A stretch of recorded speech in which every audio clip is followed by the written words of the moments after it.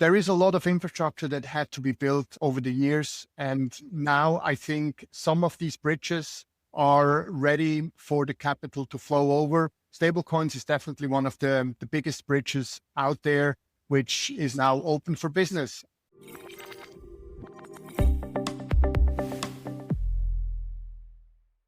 Hi, everyone. I'm Andy Baehr, and this is Your Markets Outlook. I'm joined today by Patrick Heusser, who is the head of lending at Sentora. Patrick, how are you? Good afternoon. I'm good. Thanks a lot, Andy, and thanks for having me. Oh, it was our pleasure. So we had a pretty strong rally going, a pretty relentless rally until this morning's PPI numbers came out and some comments by the secretary that kind of took the wind out of its sails. Can you kind of fill us in on your view about what's happened over the last 24 hours in crypto? Well, I would say it was super positive. The rally up here over the last few weeks. ETH was obviously the dominator on the rallies. I have sort of looked for this ETH versus BTC rally for quite a bit. Finally, it's here. If you look at the ETH BTC ratio, it's a crazy chart how it bounced from the lows. So we're still good. We're on the way. It's never been a straight line. I think we agree that an ETH-led rally was something the market really needed to demonstrate a little bit of breadth. But it's not just ETF inflows, and it's not just, short covering on the relative value side. We're also seeing big transaction volumes in ETH, right? We're seeing a lot of transaction volumes that map back to stablecoin activity. Is this just the new world of stablecoins being sort of open for business? I think the narrative is definitely there that stablecoins are being the new lifeblood of the crypto market. And it was needed that we get clarity from some of the regulators that we can pour more capital into this space. And it will definitely help to keep the momentum going. Midnight is introducing a novel approach to token distribution. The Midnight Glacier Drop is the first in a multi-phase distribution of the Night token aimed at empowering a broad, diverse community to secure the future of the Midnight network. Holders of ADA, BTC, ETH, SOL, XRP, BNB, AVAX, and BAT are eligible to participate in the Glacier Drop phase. Help usher in the next generation of blockchain with rational privacy and cooperative tokenomics on the Midnight network. To learn more about the Midnight Glacier Drop, visit midnight.gd and claim your night. Well, so let's get back to so you joined Trident, which is now called Sentora. This is a real B2B name with some real, headline participants and partners.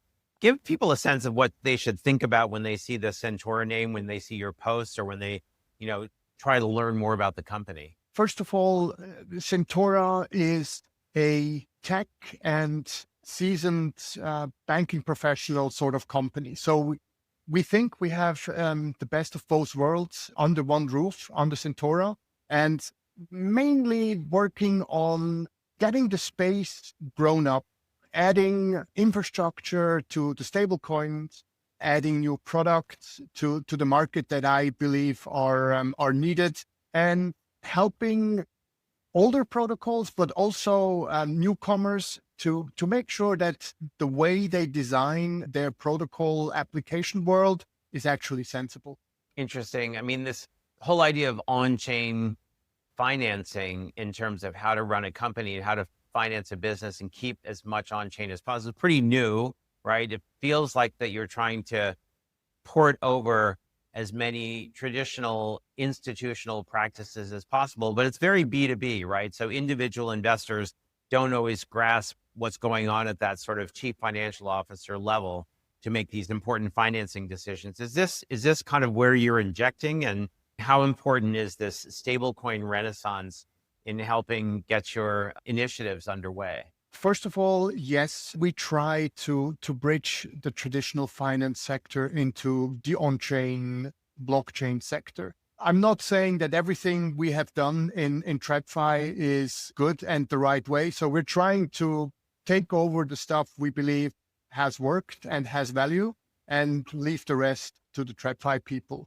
There is a lot of infrastructure that had to be built over the years. And now I think some of these bridges are ready for the capital to flow over. Stablecoins is definitely one of the biggest bridges out there, which is now open for business.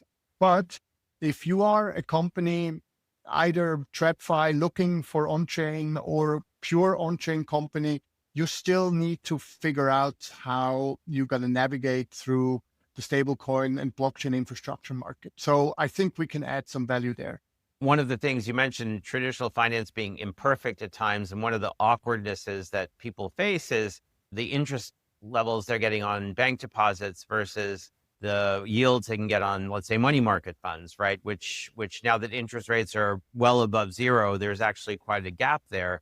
What kind of solutions can individual investors look forward to receiving on a yield basis for their kind of neutral assets in the future? Is this something where stablecoin based products, in your view, can really present good opportunities for people without them having to sort of launch themselves into the DeFi world, or is DeFi the only place that can happen?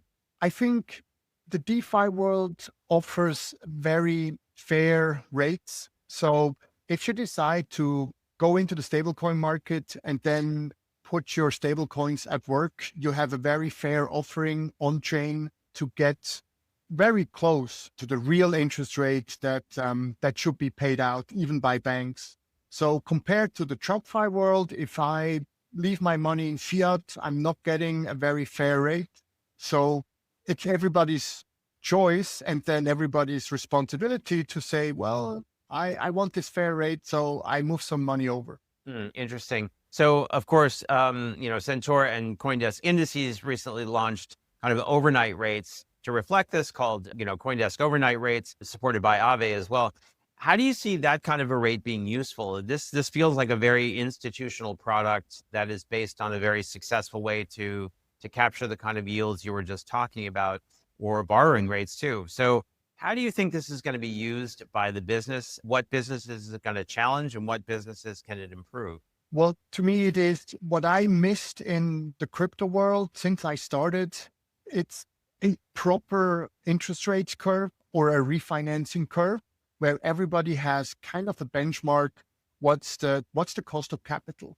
And if you have a rate that is only variable and jumps up and down as it does on Aave, it's very hard to determine what is the neutral cost of capital.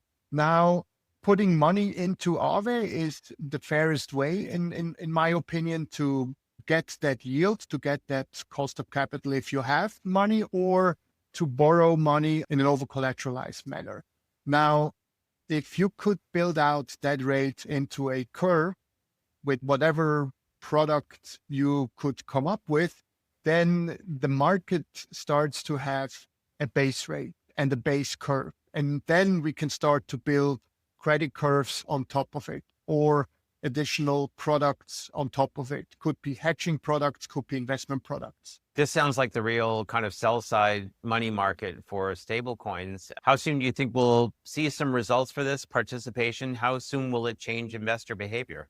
I think the degen people will jump on this straight away. It's easy to understand, and it's something that was missing in the market. So I think people will get it fairly quickly when the product is launched, or when they see how this index works.